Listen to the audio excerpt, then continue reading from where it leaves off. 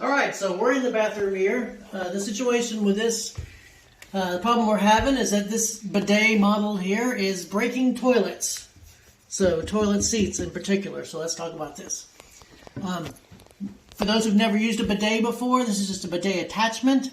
They do make toilet seats with bidets that are part of them, but this is a separate attachment that you can buy to go along with your normal toilet seat and normal toilet. Cold water comes into this line right here, comes into it. They do have other models with warm water actually feeds into it also.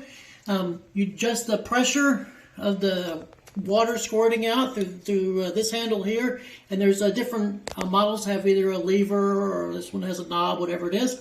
It's basically attached to the toilet here, and then what happens is there's a shield here. The shield will open. When the water pressure is sufficient enough, a little nozzle here will squirt out, and water will squirt out and do the business. So what's going on here with this particular installation is the actual bidet is mounted on the toilet here, and see the bidet, this part here has a particular thickness to it. The toilet seat hinge also has a particular thickness. So when you start putting those together, that's where the problem happens, because what it'll do is it'll create the slope. So you can put your hand right underneath the toilet seat like that, all the way around like that. And you can actually see that here. So what's supposed to happen is these two bumpers right here hit here, but then back here, there's no support at all. Watch my hand.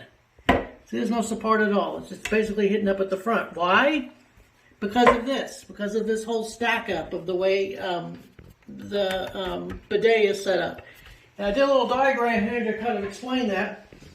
So basically it's your toilets here, and then this would be your bidet, that section here, and then you have the hinge for the toilet seat is right here, and then the screw is going to come in right here and basically hold it all down. But see how high this thing is jacked up right here? It creates this gap. So what needs to happen is that this hinge right here needs to go down. If it could actually go down here, then it would move this whole arrangement down here, and then you wouldn't have this gap here, and then when people sit down, it wouldn't break the toilet seat like it's doing. So, how does that work? Here's an old bidet we had here. If you look at there, here's the way it mounts up. So it's the same thing that we have here. Basically, a bidet in this hole right here. And so you have a hole and you have another hole here. And then you have this piece right here without the black marking around it. That was me. Just fits inside there like that. You put the toilet seat hinge will be on top of this, and then the bolt will go through. So that's the problem is the thickness of here caused by the thickness of this thing, plus the thickness of the hinge is making the thing stack up like this high, relatively. So how do we fix that? We need to get the toilet seat hinge to be down in the hole. Basically, instead of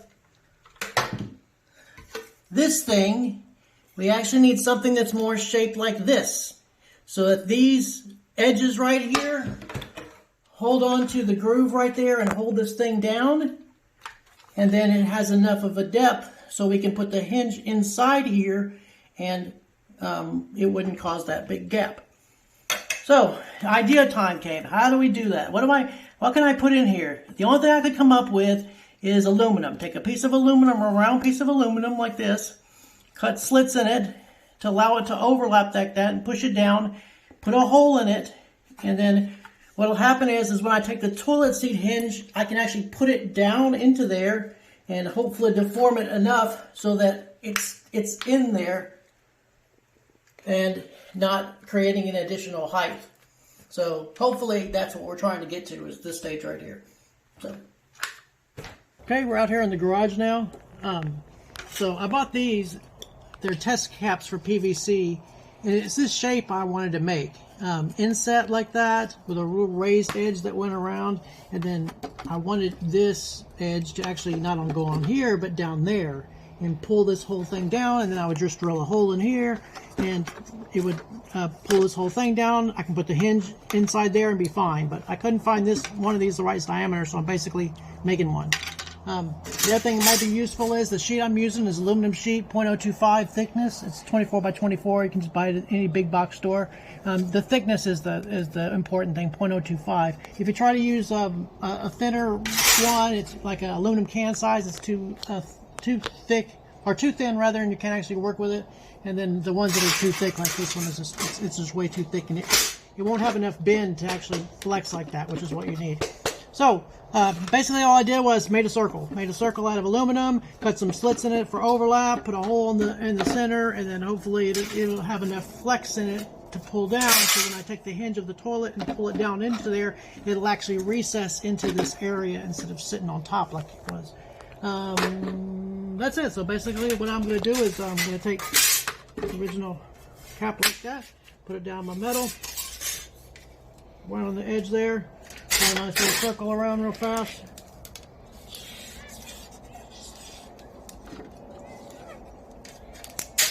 Handy tin snip around it, put about a 3/4 inch slit all the way around, find the center and put a hole there, and basically have a circle right there. Take this circle, snap it in, and then we'll go inside. So now we're back in the bathroom again. I wanted to give you a little close-up here of this gap that we're talking about. This is what's going on right here. See how big that is? So there's no support there. When you put weight on the actual toilet seat, what's holding it in place? Nothing. So when your weight actually goes on it, all it can do is bust the toilet seat out, and that's why this one is being held together with packing tape now. So this toilet seat, you're going to think, hey, this thing must be an old toilet seat, right? No, it's only about a week and a half old. What happened was I contacted Luxe because we needed to buy a new toilet seat. We bought a toilet seat and it ended up this gap happening. So we bought another toilet seat, same gap. And so I contacted Luxe and said, hey, what toilet seats work with your bidet?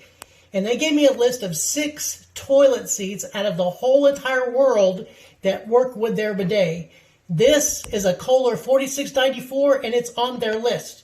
And you can see there, it does not work with their bidet because it produces this kind of gap. So that's what we're trying to fix it right there. I'm trying to get the toilet seat to actually sit flush so it's supported by the rim. So just a quick look at these before I install them. So here's your discs right here. 3/4 in from either side, about a 3-inch round disc right here. That was a 3/8 inch spade bit. A lot of pressure so it doesn't wiggle around, kind of get the center more or less. Hopefully between the design and the overlaps and everything else, it'll kind of make that shape that I was trying to make. So that, and then when I put the hinge down, it'll actually kind of push this down even more. And then this top ledge will hold on to the lip there, and it'll all work out. Fingers crossed. All right, so I put the metal discs in like this. You have to push them in there so that they can start to overlap. That worked out great. Got the hole in there, got both the screws in there. Everything was done, but guess what? Gap is still there. Yes, we fixed the hinge being, the hinge stack up problem, but there's another problem still, and I'll show you here. When you raise the toilet seat, and it's not attached yet, so I'm doing it real slowly here. These things right here are hitting here. So I got to come out with a Dremel. I got to, basically this, I got to cut out like right there so that these can now fit inside there. So obstacle number 2. So real fast, I wanted to show how to make these cuts. What I had to do was tighten the bolts on really, really tight, so this thing doesn't move, and the metal parts are working like they should, and everything's real snug. So watch when you lower this down, like where it's going to hit there. This other one's going to hit in the same spot. So I need to pretty much take that whole section off and that section off, head out to the garage with a Dremel and cut those 2 sections off, and then come back in here. All right, so real fast, I grabbed a Dremel here with a cutoff wheel. I cut them on either side here.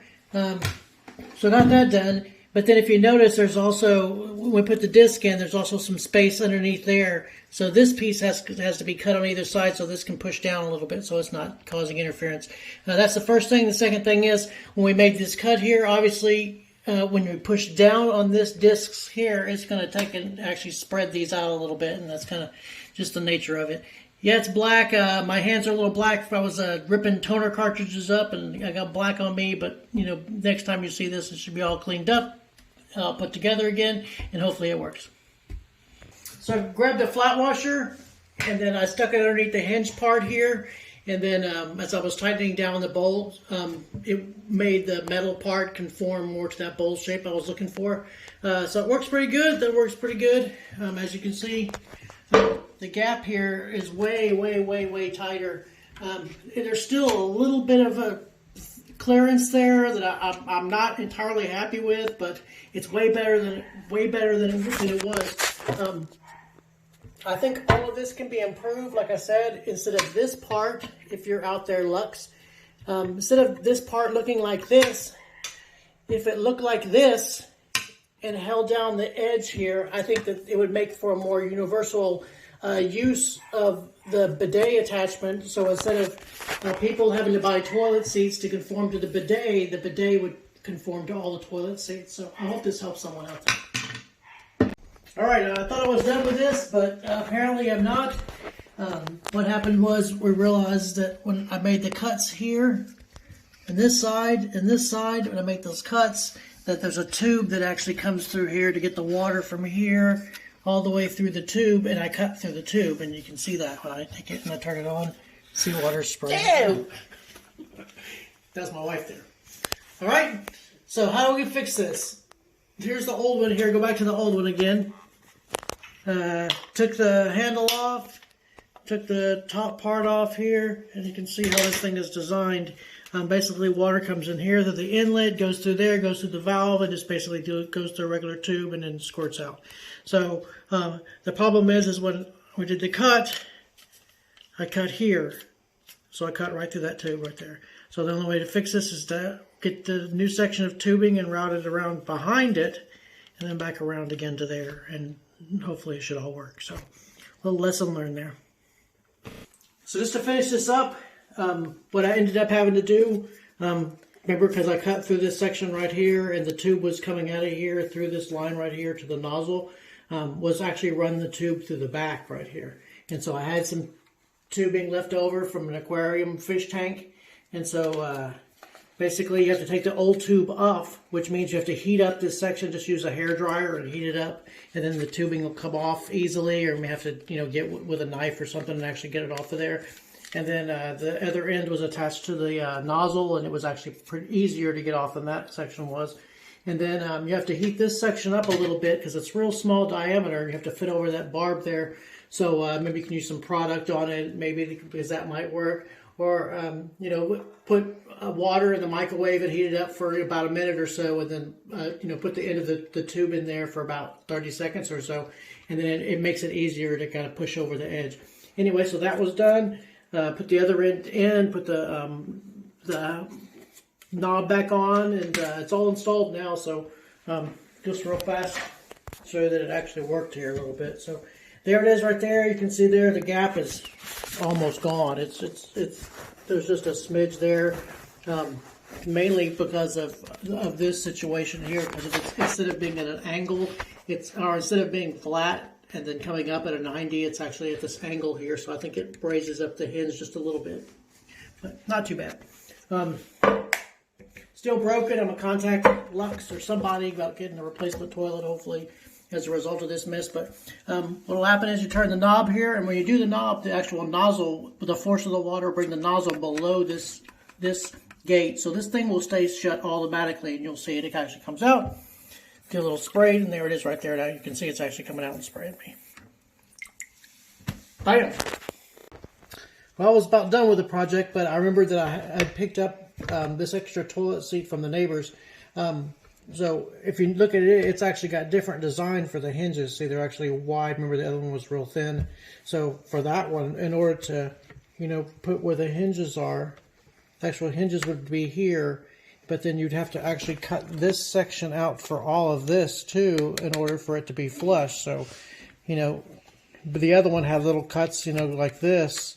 But then for this particular design, you're going to have to, make a cutout for this whole thing. So it would actually sit like there. You can see it probably about there or so, and then all this would have to be cut out, which is a pretty big section. So this would actually be the only section you know, of the plate there for the bidet. So anyway, so depending on your design, you know, you may have to cut less or cut more or whatever to kind of get it to sit flush. So good luck with this project. Thanks.